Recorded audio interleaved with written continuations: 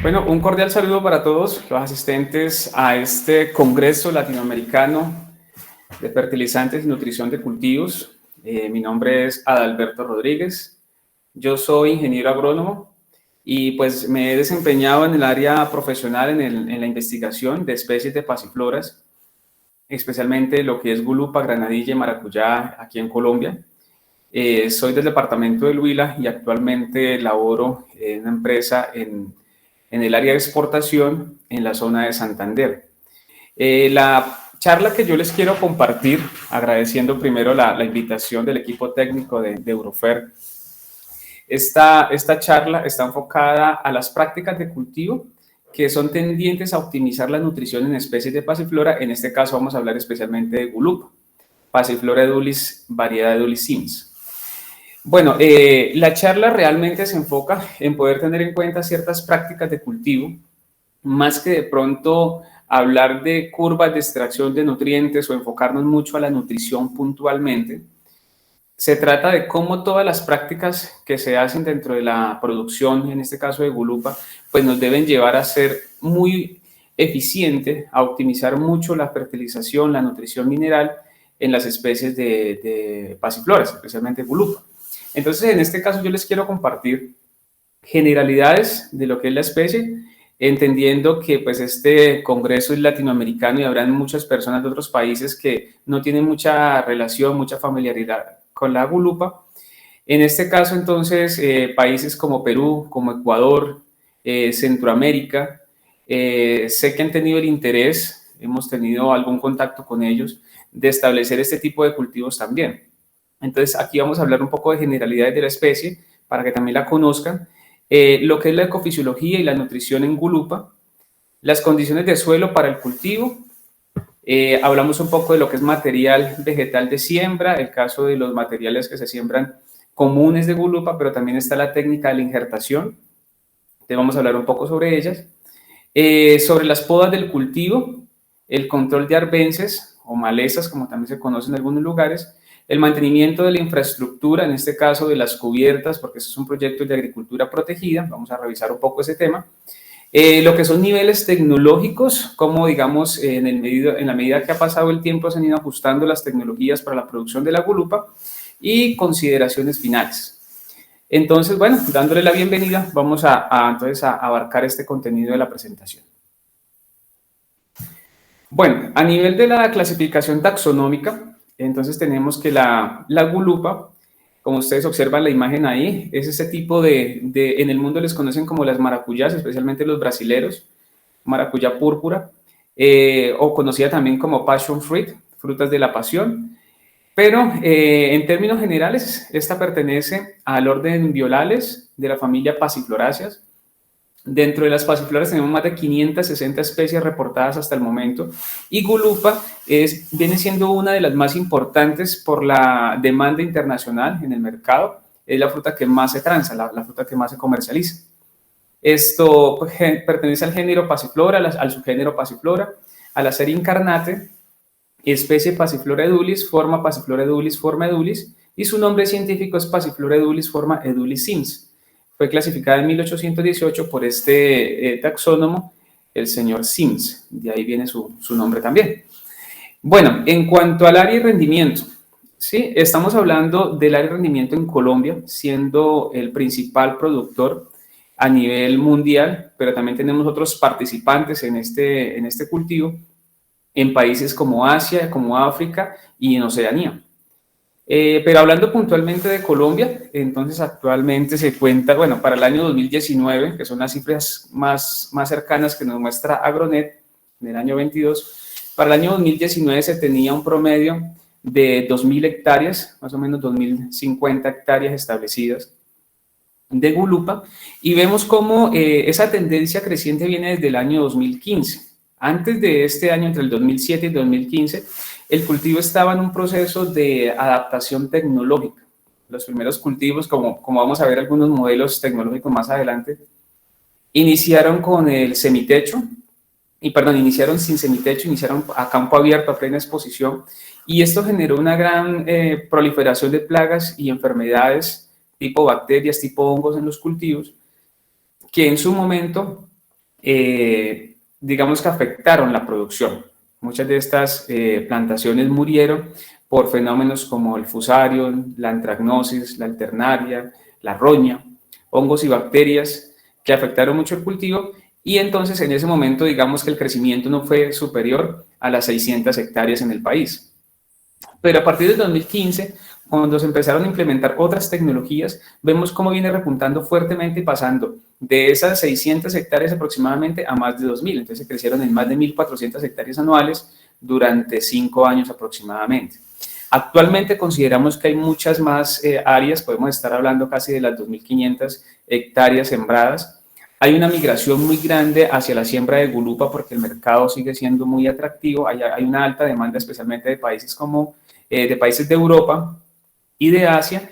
Y también esto porque las mismas técnicas de producción, en este caso el uso de los injertos para la siembra, que ha permitido la tolerancia a ciertos factores de suelo, ha permitido que crezca bastante la producción y que los cultivos también tengan un mayor ciclo de vida, pasando de tener cultivos de año y medio, 2 años, a cultivos que hoy en día pueden durar hasta 4 años, bien organizados, bien manejados. Respecto a los rendimientos en toneladas por hectárea, pues aquí tenemos que el promedio está actualmente entre 16 y 17 toneladas por hectárea. Digamos que esta es una media nacional, porque nosotros tenemos reportes de cultivos que ya están por encima de las 40 toneladas. Vamos a ver ahora en imágenes más adelante cómo se ha optimizado cada una de las labores, que es, digamos, como el objetivo de esta charla, que de optimizar, de sumar cada una de esas labores, podemos tener unos altos rendimientos, optimizando obviamente nuestros recursos. Entonces, aquí tenemos unos valores generales que nos dan las estadísticas nacionales, pero en cuanto a rendimientos, hay predios de muy buen manejo que están por encima de las 40 toneladas por hectárea. Volviendo al tema de los rendimientos, incluso la calidad de exportación, porque no es solo la fruta que se produce, sino la fruta que se exporta, estamos hablando más o menos de que estos cultivos pueden llegar bien manejados a tener hasta un 90-95% de calidad de exportación. Entonces, de ahí también la migración que se tiene hacia la siembra de gulupa, porque es un cultivo muy atractivo, muy rentable, que maneja buenos precios a nivel internacional y que la demanda pues mantiene fuerte durante todo el año, solo se disminuye un poco en la época de diciembre-enero, que es una época de invierno en Europa y donde baja un poco la demanda, y la época de junio también disminuye un poco porque también en este caso sería un verano en Europa y allá ellos producen su propia fruta en esa época. Entonces ahí disminuye un poco, pero de todas maneras, durante todo el año hay una muy buena demanda de gulupa. En este gráfico vemos el comportamiento de exportaciones de gulupa en cuanto a valor y volumen. En precio FOB en millones, vemos cómo pasamos de 33.2 millones en el 2019 a 34.5 en el 2020. Estas son las cifras más recientes que tiene Analtex de exportación de gulupa. Y en toneladas netas, pues digamos que se creció un poco en cuanto a volumen, pasando de 8.725 a 8.766 toneladas, ¿sí?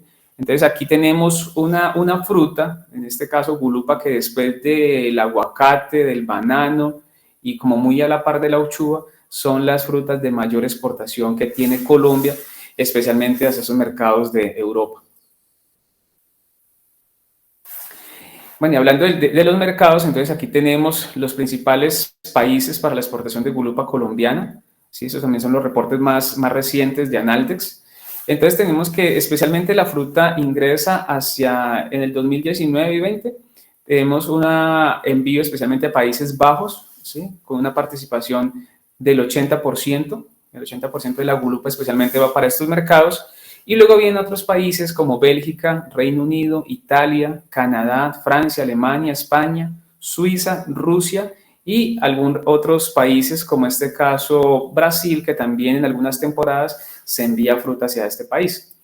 Pero entonces vemos que obviamente las frutas exóticas que llegan de América Latina, especialmente entran por Holanda, por Países Bajos y ahí se distribuye hacia el resto de Europa. Entonces de ahí tenemos que el 80% de nuestra fruta está destinada hacia estos mercados. Y las exportaciones de gulupa, pues realmente la gulupa se consume como fruta fresca, ¿sí? Es una fruta que se exporta fresca y se consume directamente. Como fruta fresca no hay un procesamiento industrial hasta el momento. Digamos que el atractivo como tal a nivel internacional es consumir la fruta por su tamaño y porque también tiene un sabor intermedio entre granadilla y maracuyá que le da ese sabor tropical de la acidez, pero también que permite que al paladar sea un poco más suave, no es tan ácida como el maracuyá. Entonces, de aquí que el atractivo de la gulupa es el consumo en fresco y en algunos otros casos la utilizan en buquets, en arreglos florales, en la parte de decoración. La fruta se exporta en fresco en empaques de acuerdo al mercado de destino y al medio de transporte. La gulupa se transporta vía marítima o vía aérea.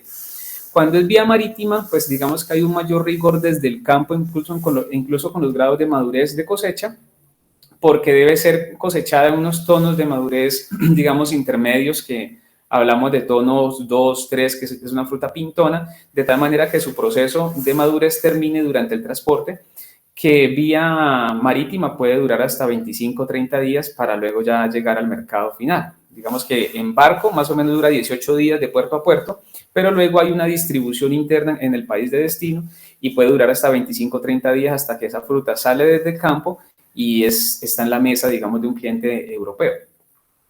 En este caso debe contar con la calidad suficiente para tolerar un viaje al destino final que puede oscilar entre 25 y 30 días. Entonces, cuando hablamos de esa calidad suficiente, entonces nos empezamos a devolver hacia el cultivo, ¿sí?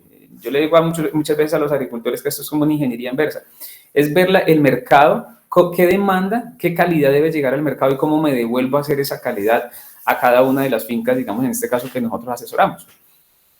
Y esa calidad pues se debe garantizar desde el campo, pasando por una buena cosecha, obviamente por una buena labor de producción, de cosecha, en la poscosecha, en el empaque y en el transporte.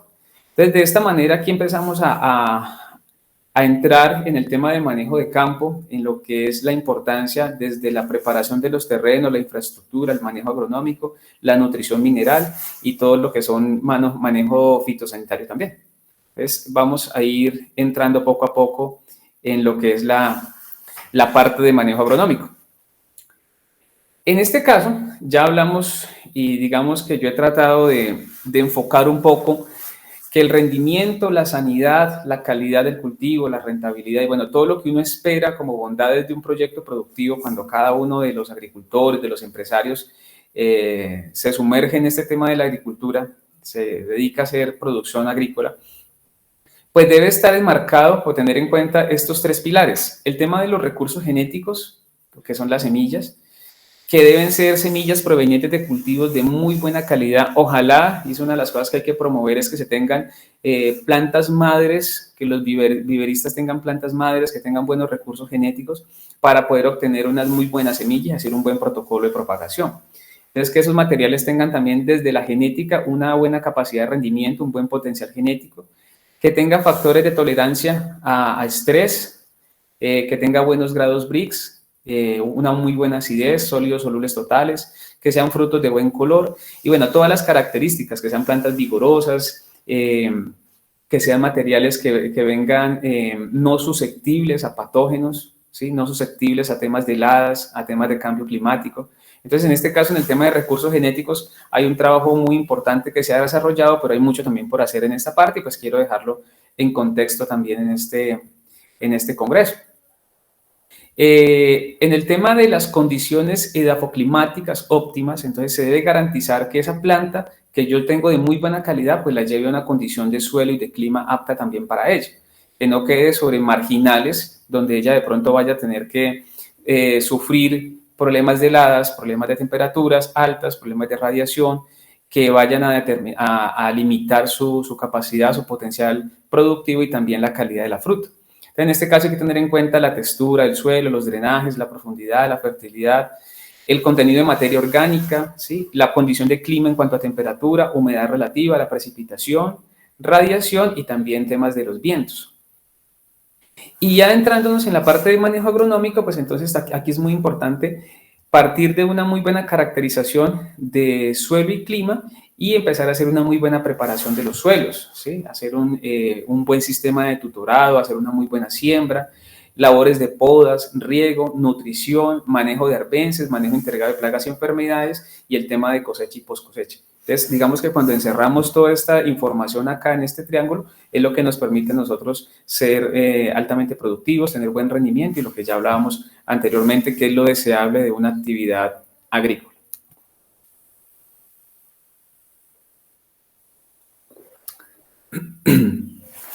Bueno, vamos a hablar ahora de lo que sería la ecofisiología y nutrición en el caso de la gulupa.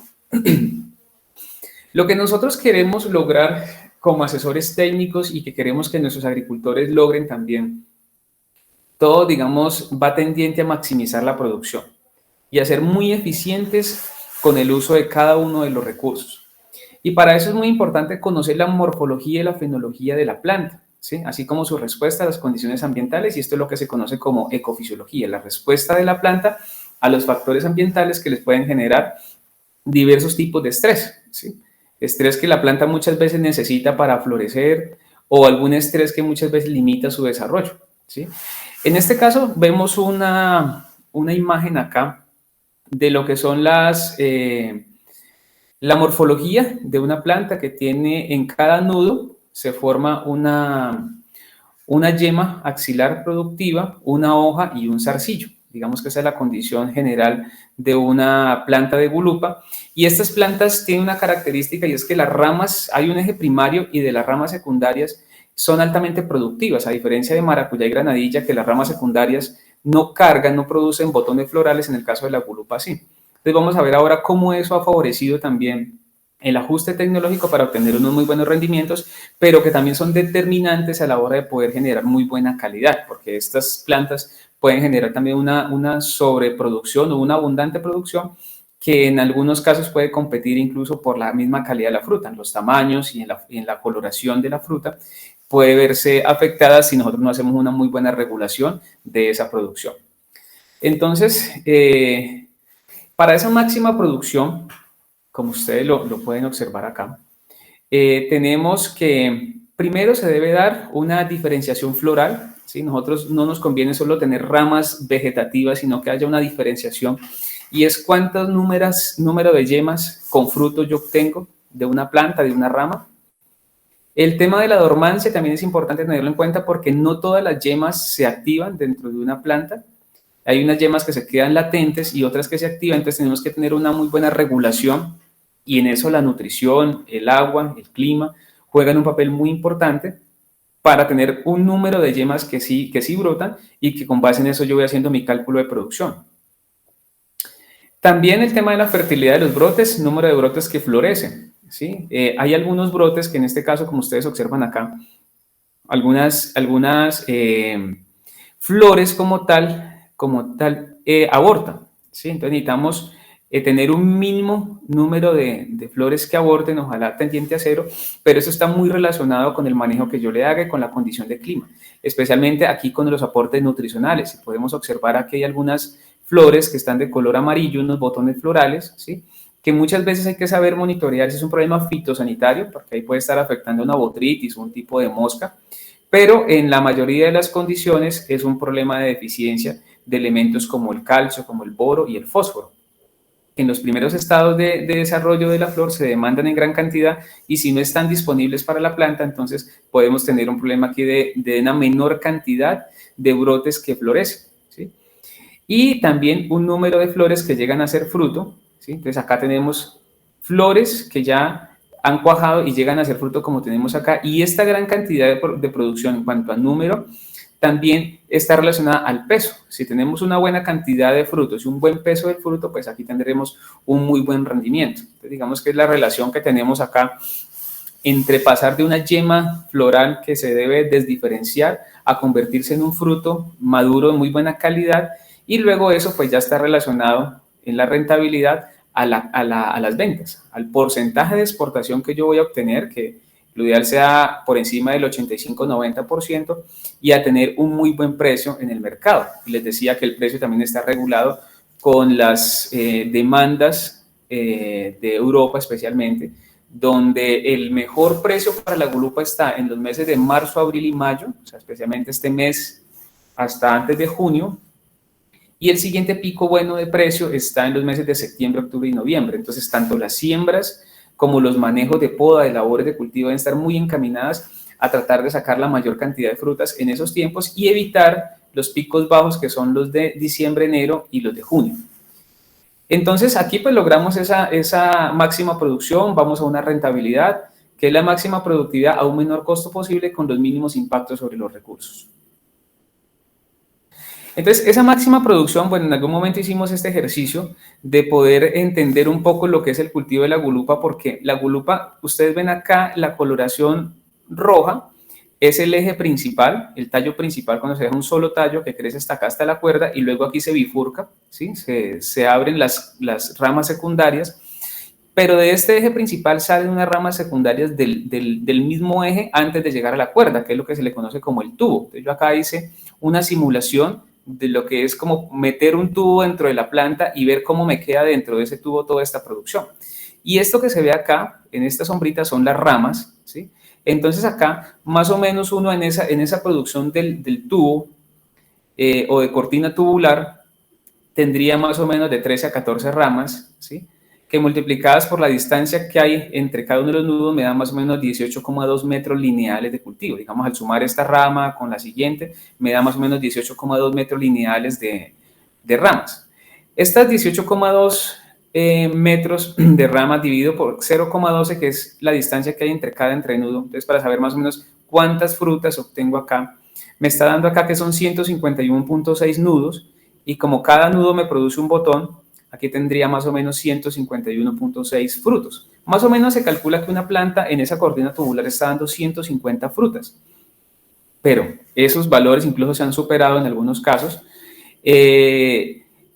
Y si nosotros tenemos en cuenta que la media son 150 frutos por un promedio de 45 gramos, que es el peso de un fruto, nos da que cada planta está produciendo 6,8 kilos por planta en un periodo más o menos entre el 9º y el 10º mes después de la siembra, ¿sí? Obviamente está muy relacionado a las condiciones de clima. Si son de zonas bajas, por debajo de los 2.300 metros, pues va a ser más rápido. Entre más arriba, por encima de los 2.300 metros, va a ser más lento el desarrollo de la planta y su producción se puede demorar incluso hasta los 11-12 meses.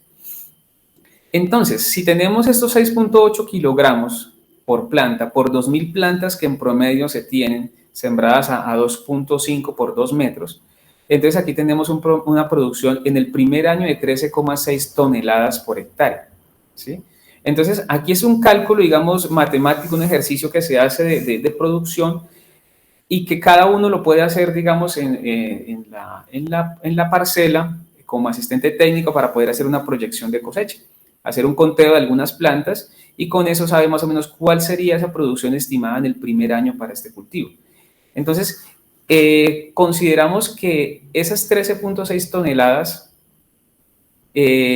van a amortiguar por lo menos un 75-80% de los costos de producción, de la inversión que se hizo en el primer año, y permite ya muy pronto en la segunda cosecha pues tener un retorno de la inversión y tener las utilidades. Pero esto es más o menos para hacer un ejercicio de lo que sería una máxima producción en el tema de la gulupa. ¿Sí? Eso estamos hablando de lo que son las ramas del tubo, las ramas que salen del primer tallo principal hacia los lados.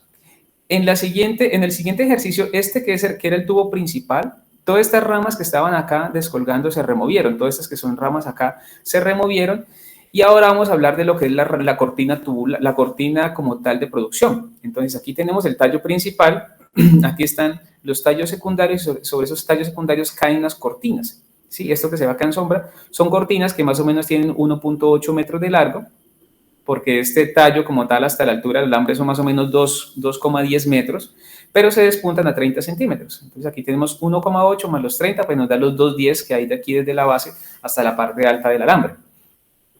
Entonces aquí también tenemos en promedio que son 16 ramas por 1,8 metros, entonces tenemos 28,8 metros lineales de ramas, ¿sí?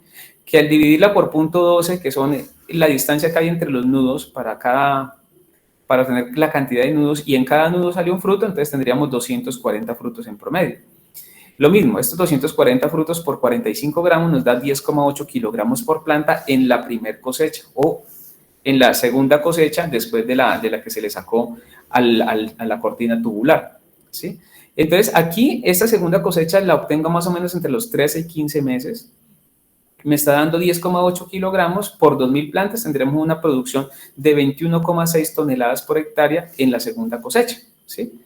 Entonces, el cultivo, de acuerdo también a la condición del clima, pues me puede estar dando de 2 a 2,5 cosechas en el año. O sea, él tiene 2 picos altos y un pico bajo, ¿sí? Y también tiene unos picos intermedios.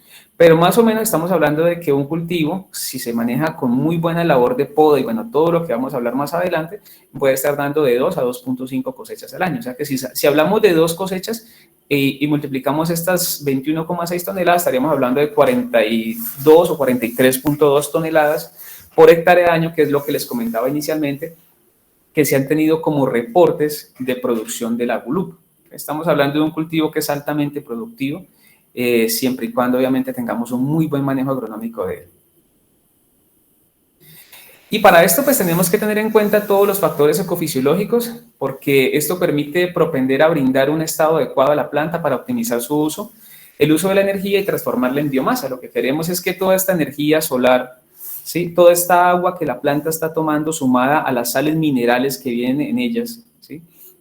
En este aparato fotosintético, en este proceso de la fotosíntesis, ella me produzca muy buena energía y todo esto después se me transforme en biomasa, se me transforme en azúcares, que es lo que finalmente me va a dar a mí la productividad.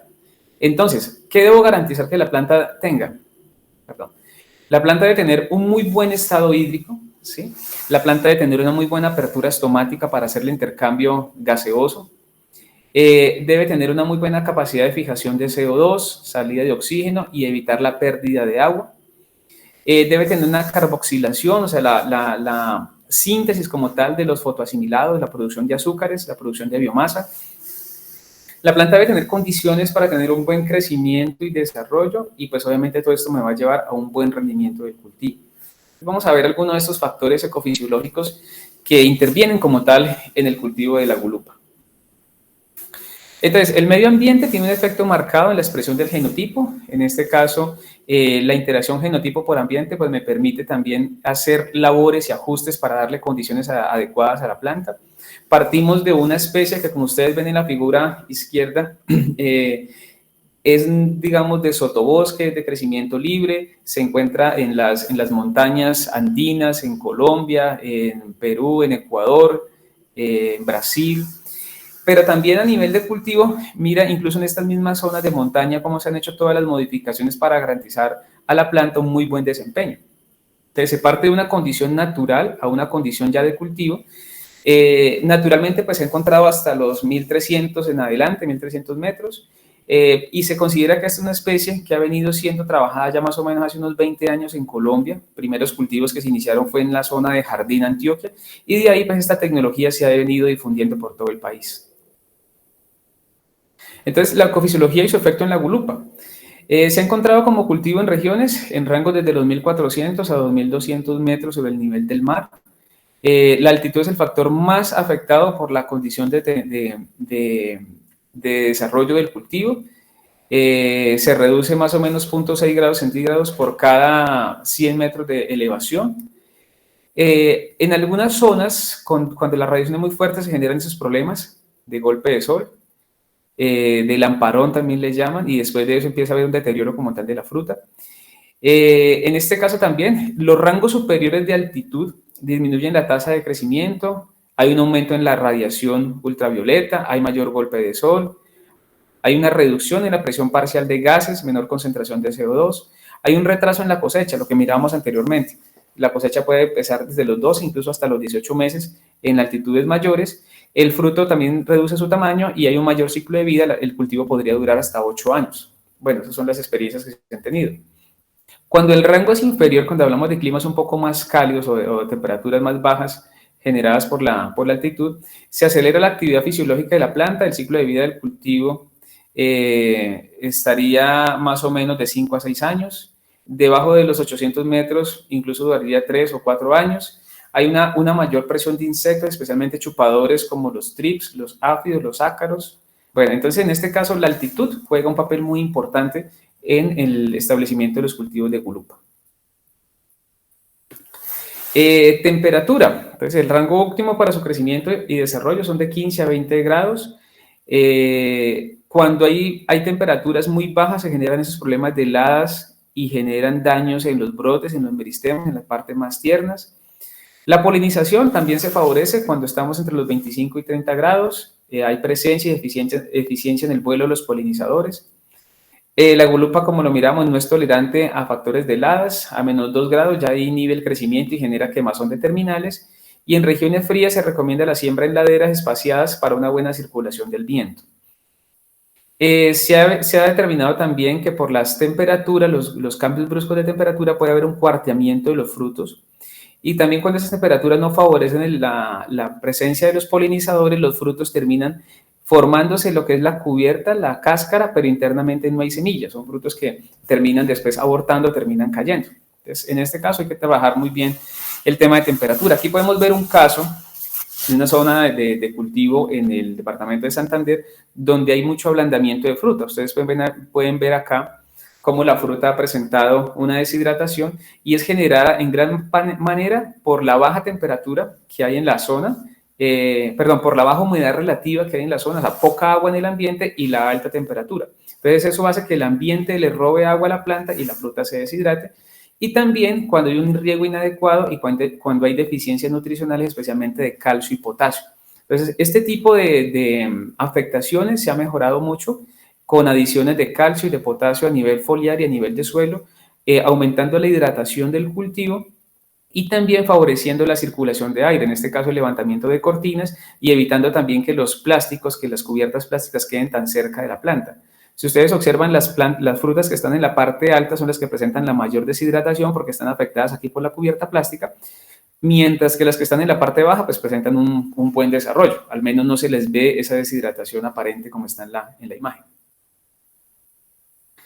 En el caso de la humedad relativa, pues esta influye sobre la temperatura del aire, la presencia de los vientos, nieblas, lloviznas, disminuye la insolación. Entonces tenemos zonas donde hay muy buena, una baja humedad relativa, ¿sí? Y otras zonas donde hay una alta humedad relativa. Obviamente esto va a disminuir en algunos casos la falta de humedad en el ambiente, va a disminuir el tamaño de la fruta, la calidad como lo mirábamos anteriormente, y el exceso de humedad relativa va a hacer que falte mucha más luz en los cultivos y también la fruta se pueda ver afectada. Entonces debe haber una muy buena regulación donde lo óptimo sería entre el 65 y 75%.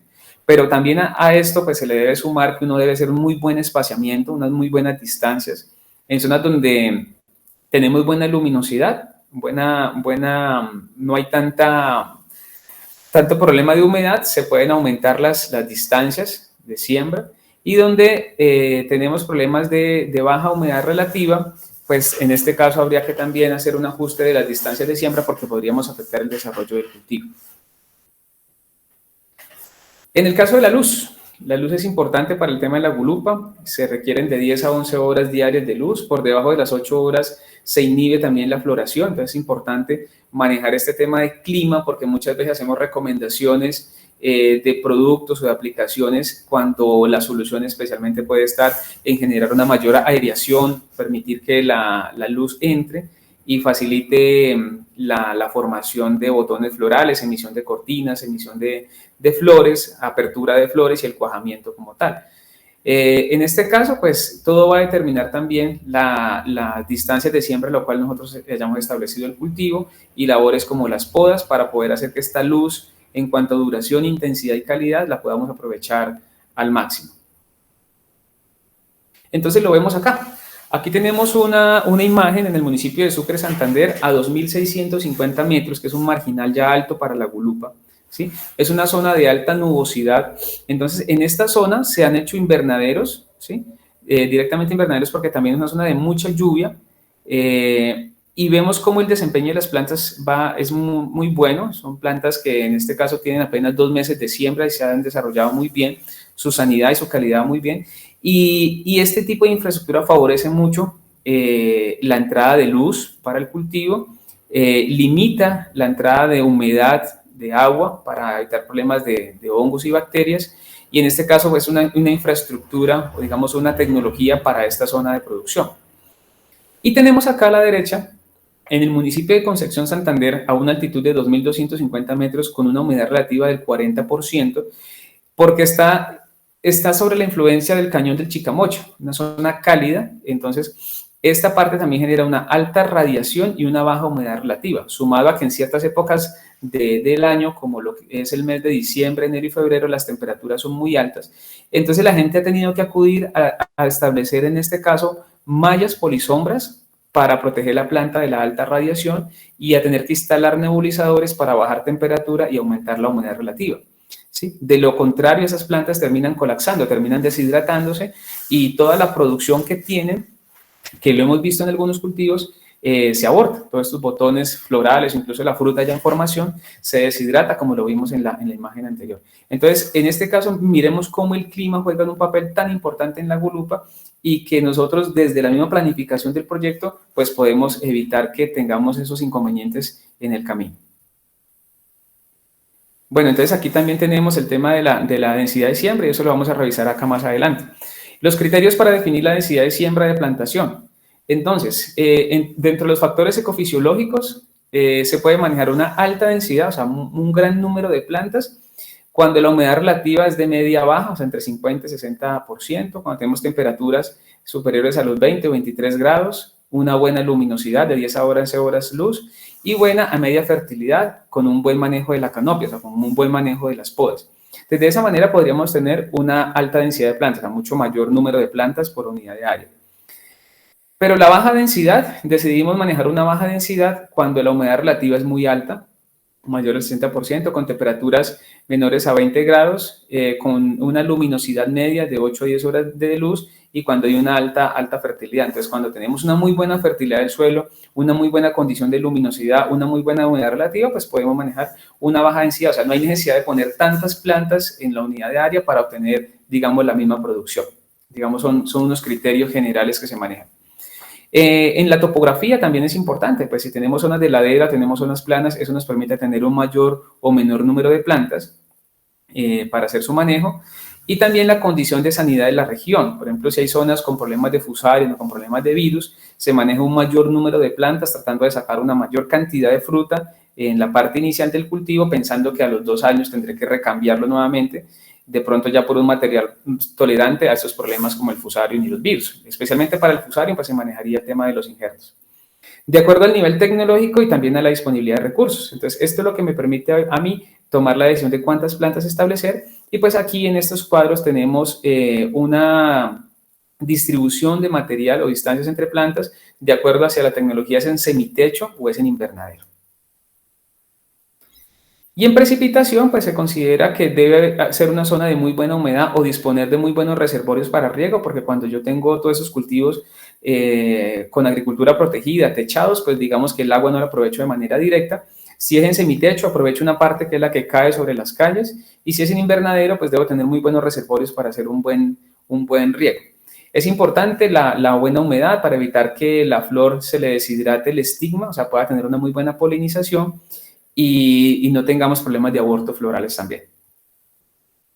Y el agua en la planta, pues es obviamente el solvente universal y transportador de sustancias minerales. Sin una muy buena hidratación y muy buen plan de riego, nuestro plan de nutrición también va a fallar, porque si no tenemos esa buena humedad que lleve el agua hacia la parte alta de la planta y se distribuya muy bien, pues vamos a tener muchos problemas de deficiencias, y especialmente de una planta que su sistema radical es fibroso, es superficial, o sea, ya no tiene una capacidad de penetración. Sin embargo, sí hay que hacer una muy buena preparación de los terrenos para garantizar que la raíz como tal pues se desarrolle de la mejor manera y pueda explorar hasta donde más pueda, pero es una planta que depende mucho de la humedad de lluvia o de la humedad de un buen riego. Bueno, en este caso los vientos, no me quiero detener mucho aquí por temas de tiempo. Hablemos un poco del suelo. En el suelo, pues tenemos que tener en cuenta las características físicas, químicas y microbiológicas del suelo, ¿sí? Aquí vemos en este caso a mano derecha una preparación como tal, digamos típica, donde se hace el volteo del suelo, el arado, se afloja el suelo, luego se hace una aplicación de enmiendas, se reincorpora con algún tipo de motocultor o motoazada, luego sí se arman las camas, nosotros hacemos una buena desinfección después con algunos productos químicos, se deja pasar un tiempo y se hace una aplicación de materia orgánica y finalmente se hace una inoculación de productos biológicos. Digamos que es como una secuencia de labores que nosotros ya tenemos estandarizada en los lotes para poder garantizar que se haga una buena desinfección y una muy buena corrección del pH también del suelo y adición obviamente de materia orgánica para tener esa cama lista donde va a quedar la planta en muy buenas condiciones para que luego, pues, cuando se empiecen los planes nutricionales, tengamos una muy buena eficiencia del uso de los fertilizantes. Y también en este caso, el suelo, en la parte microbiológica, me determina qué material voy a trabajar. Si vamos a trabajar material por injerto, que se está utilizando un patrón tolerante a problemas de suelo como el fusario, que es la cholupa en Colombia, o se maneja un material común, ¿sí? Un material bien propagado, obviamente, sin injerto, en suelos donde de pronto no se ha sembrado ningún cultivo y no se ha tenido antecedentes de patógenos como tal. ¿Sí? Entonces ahí tenemos esas dos alternativas y esa es una de las condiciones para el manejo del suelo. Obviamente debemos partir de una muy buena asesoría en la planificación de las siembras, hacer el estudio de suelos y de clima, de una muy buena disponibilidad del agua para riego, definir la tecnología de cultivo que vamos a establecer y el material vegetal de siembra, si es por común o por injerto. Entonces aquí, digamos, es una labor que hacemos con la gente de asesorarlos, de capacitarlos ojalá desde la presiembra, desde que ellos tienen la idea de poder establecer su proyecto, porque muchas veces cuando uno entra ya en proyectos establecidos, pues se han cometido algunos errores, es más difícil, no imposible, pero sí es un poco más difícil darle manejo. Y en esto, pues obviamente juega un papel muy importante el análisis de suelos, hay que hacer muy buen análisis de suelos. Aquí por lo menos en este caso es un análisis de suelos de un cultivo que ya estaba establecido y que teníamos esta sintomatología de quemazón en las hojas. Y cuando se hizo el análisis de suelos, es un cultivo que se manejaba por fertirriego, con algunas fuentes de sales muy cargadas también en sodio y en cloro y estaban generando toxicidad. Y entonces cuando se hizo el análisis se determinó que la conductividad eléctrica de este suelo estaba en 4.27, cuando el promedio para una especie como la gulupa debe ser por debajo de 2, ¿sí? Entonces, aquí es muy importante tener como herramienta, no solo cuando se hace el análisis de suelos antes de la siembra, sino durante el tiempo del cultivo, estar testeando, estar evaluando la conductividad eléctrica y el pH y algunos sales o algunos nitratos para ver si se nos están generando algunos problemas ahí de acumulación y también pues tener correctivos, la aplicación de ácido cítrico, por ejemplo, la aplicación de quelatos en la nutrición y la aplicación también de las leonarditas o los ácidos húmicos y fúlvicos que nos ayudan también a regular el tema de la conductividad eléctrica, del pH y evitar que las plantas se nos vayan a presentar alguna fitotoxicidad. En el tema de material vegetal, bueno, no me quiero detener mucho, pero sí implica éxito o fracaso de un proyecto. Si yo tengo muy buen material vegetal, que tenga un óptimo desarrollo de raíz, como ustedes ven en la plantica a su derecha, mi proyecto va muy bien, ¿sí? Si yo tengo un problema de raíz, como las fotos que ustedes ven a la izquierda, que es un pobre desarrollo de raíz, una raíz principal en desorden, una coloración negra, rojiza, marrón, pues quiere decir que yo ya estoy arrancando con un problema desde el vivero y eso después corregirlo en campo por más nutrición o por más vacunas o por más labores que se haga, pues es muy difícil de manejar. Entonces, lo importante aquí de resaltar es el tema del material vegetal desde el vivero. Porque mira, en campo yo puedo tener este problema, esas coloraciones marrones, estas líneas rojizas que se presentan incluso en los mismos patrones, así por más tolerantes que sean, si los suelos están mal manejados o el material bien infectado, pues puedo tener ese problema en mis plantas.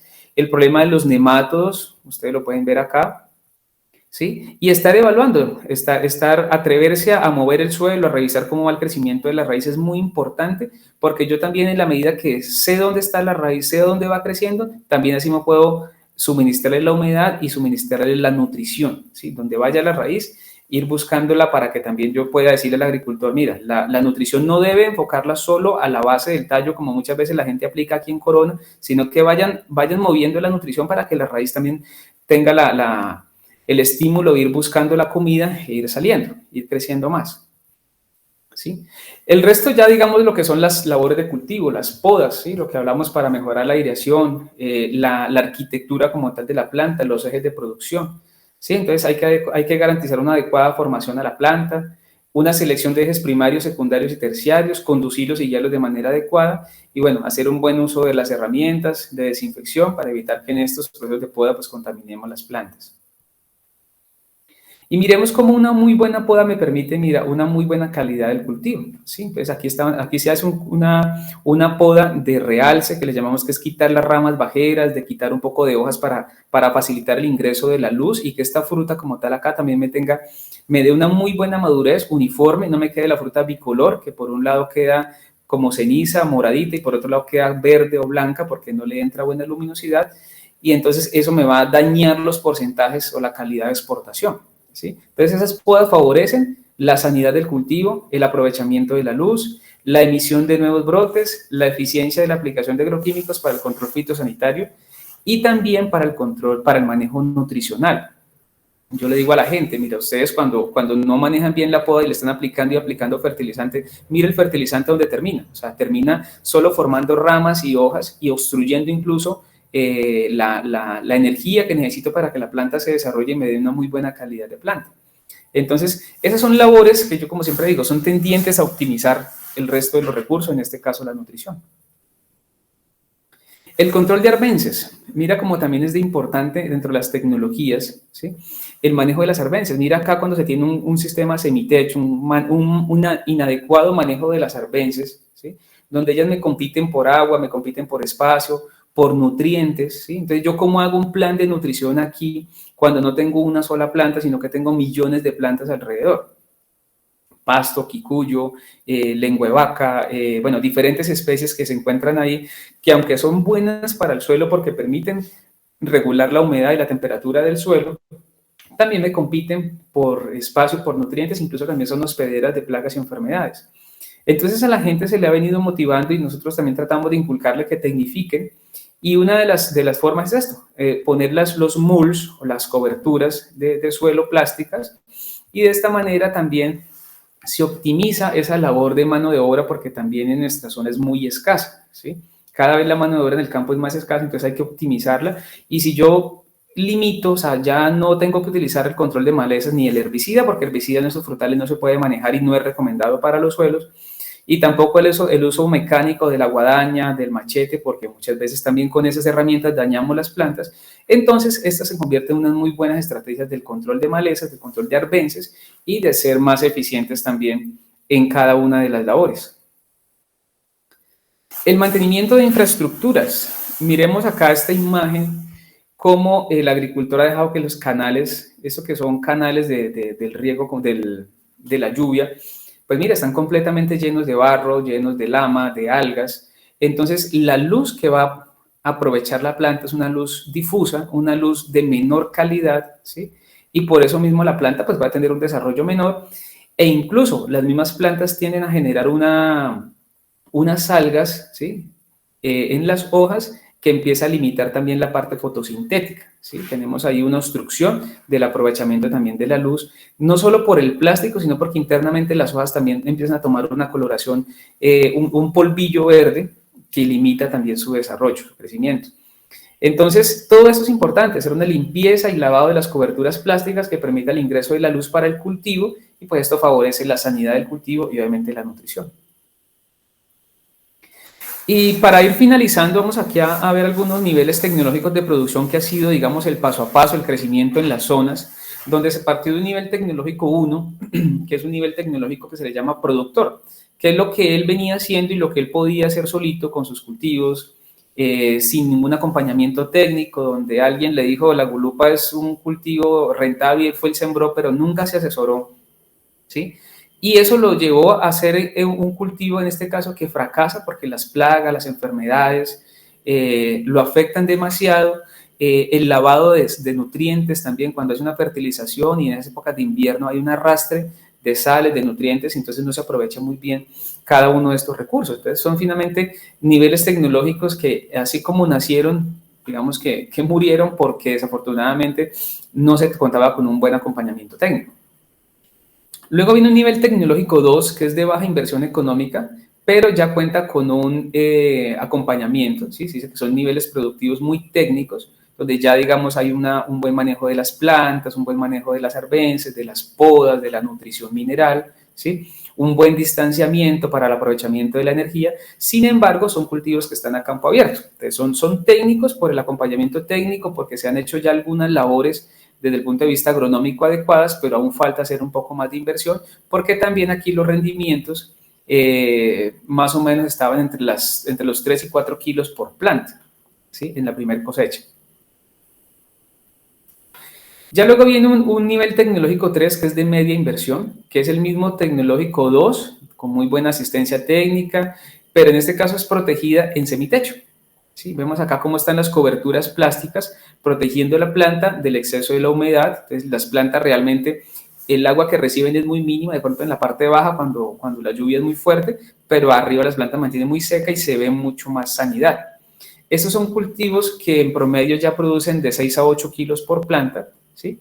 Y que el costo más o menos está entre los 80 millones de pesos el establecimiento de una hectárea y que su porcentaje de exportación puede estar entre el 60 y el 80%. Los anteriores niveles, el anterior nivel, el número 2, el porcentaje de exportación era apenas del 50%. Y luego vienen niveles tecnológicos de media a alta inversión tecnológica, que son los tipos invernaderos, como que se maneja el tomate, donde ya se utiliza el mulch, la cobertura plástica, una mayor densidad de plantas y obviamente pues todo un paquete o un plan de producción de manejo de nutrición, fitosanitario, mucho más eficiente. Aquí los costos de este pues ya suman a 200 o 300 millones de pesos para hacer un invernadero de una hectárea, con las plantas, con sistema de riego, con toda la tecnología, asciende a ese valor, pues igual los valores de los materiales han subido bastante. Y esta fruta está por encima de un porcentaje del 90-95% de exportación. Entonces, toda esa inversión va en pro de mejorar la calidad para la exportación. Y también son agricultores que tienen dentro de su proceso, dentro de su proyecto, las certificaciones, en este caso Global GATT, For Life, Fair Trade. Entonces son personas que aparte del costo que les tiene el mercado, la exportadora como tal, reciben bonificaciones por cada certificación adicional que ellos tengan, pues tienen un estímulo de 300 pesos más o menos por kilo exportado. Y luego viene el nivel tecnológico de alta inversión tecnológica. Entonces aquí ya hablamos de sistema de riego por fertirriego, el fertirriego como tal. Se ha sembrado en macetas o en bolsas de 70 litros. Si tiene una siembra por encima de las 4.500 plantas por hectárea, en zonas con alta radiación, como lo mirábamos, se pone su polisombra y se establece un sistema de nebulización para el control de la humedad, de la temperatura. Y aquí pues el costo ya estaría por encima o aproximadamente ya los 300 millones de pesos, pero el porcentaje de exportación de estos proyectos ya está más o menos entre el 95 al 97%. O sea, realmente la fruta que se pierde aquí es algo muy mínimo.